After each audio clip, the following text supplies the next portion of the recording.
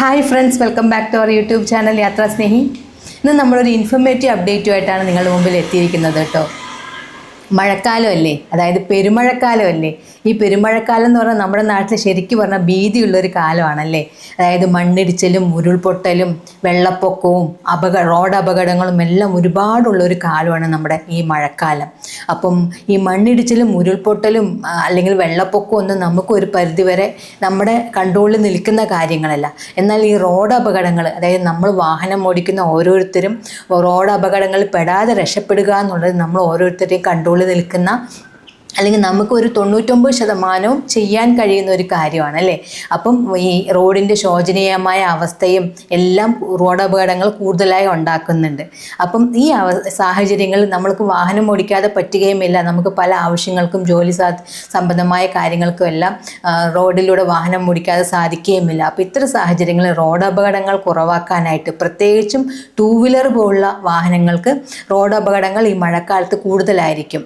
അപ്പോൾ മെയിനായിട്ട് ഈ റോഡിലുള്ള മണ്ണും ചെളിയും ഓയിൽ ഒഴുകിപ്പോയിട്ടും അങ്ങനെയുള്ള സംഭവങ്ങളിലെല്ലാം ഈ ബ്രേക്കുകൾ കാര്യക്ഷമമായി പ്രവർത്തിക്കില്ല. അതുകൊണ്ട് വാഹനങ്ങൾ തെന്നി നീങ്ങാനും നിരങ്ങി നീങ്ങാനും എല്ലാ സാഹചര്യമുണ്ട് അല്ലേ. അപ്പോൾ ഇത്തരം സാഹചര്യങ്ങളൊക്കെ ഒഴിവാക്കാനായിട്ട് അല്ലെങ്കിൽ ശ്രദ്ധിക്കാനായിട്ട് നമ്മൾ ശ്രദ്ധിക്കേണ്ട കുറച്ച് കാര്യങ്ങളാണ് ഇന്ന് ഞാൻ നിങ്ങളുമായി ഷെയർ ചെയ്യാൻ ഉദ്ദേശിക്കുന്നത്. അപ്പോൾ നമുക്ക് നേരെ ആ ഇൻഫർമേഷനിലേക്ക് കടക്കാം. അപ്പോൾ നമുക്ക് റോഡിൽ വാഹനങ്ങൾ ഉപയോഗിക്കുമ്പോൾ ശ്രദ്ധിക്കേണ്ട കുറച്ച് കാര്യങ്ങളൊന്ന് നോക്കാം. റോഡിൽ വേണം അതീവ ശ്രദ്ധ. മഴ കനത്തതോടെ റോഡിലെ അപകട സാധ്യതയും വർദ്ധിച്ചിരിക്കുകയാണ്.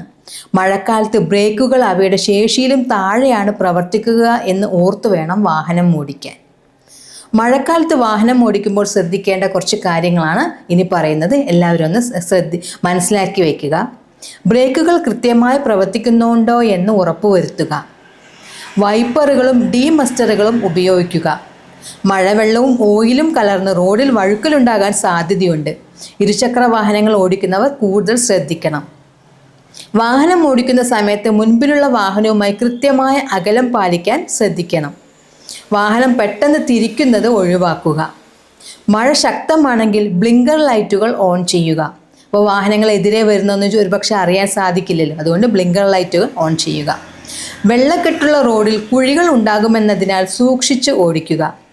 വാഹനത്തിൻ്റെ ടയറുകൾ പ്രവർത്തനക്ഷമമെന്ന് ഉറപ്പുവരുത്തുക. അല്പം തേഞ്ഞ ടയറുകളാണെങ്കിലും അവ മാറ്റി പുതിയത് ഉപയോഗിക്കുക. മഡ് ഫ്ലാപ്പ് നല്ല രീതിയിലാക്കുക.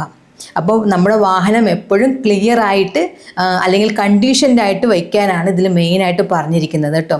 അതുപോലെ വാഹനത്തിൻ്റെ വേഗം പോലുള്ള കാര്യങ്ങളൊക്കെ ഒന്ന് ശ്രദ്ധിക്കുക. മഴക്കാലത്ത് അല്പം വേഗത കുറച്ചിട്ടാണെങ്കിലും സേഫായിട്ട് എത്താവുന്ന രീതിയിൽ നോക്കുക.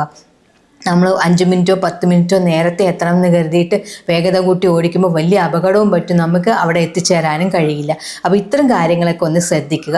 അപ്പോൾ ഒരു ചെറിയ ഇൻഫർമേഷനാണ്, പക്ഷെ നമ്മുടെ ജീവിതത്തിൽ വളരെയധികം ഉപകാരപ്പെടുന്ന, അല്ലെങ്കിൽ നമ്മൾക്ക് കൊണ്ടു നടക്കേണ്ട, അല്ലെങ്കിൽ നമ്മുടെ ജീവിതമാകുന്ന ലക്ഷ്യം നിറവേറ്റേണ്ട കുറേ കാര്യങ്ങളുമാണ് ഇതിൽ പറഞ്ഞിരിക്കുന്നത്. അപ്പം എല്ലാവരും ഒന്ന് ജാഗരൂകരായിരിക്കുക, സേഫായിട്ടിരിക്കുക, അതുപോലെ സേഫായി യാത്ര ചെയ്യുക റോഡിൽ കേട്ടോ. ഓക്കെ, അപ്പം മറ്റൊരു ഇൻഫർമേറ്റീവ് അപ്ഡേറ്റുമായി വീണ്ടും കാണാം. യാത്രാ സ്നേഹി സൈനിങ് ഔട്ട്. ബൈ.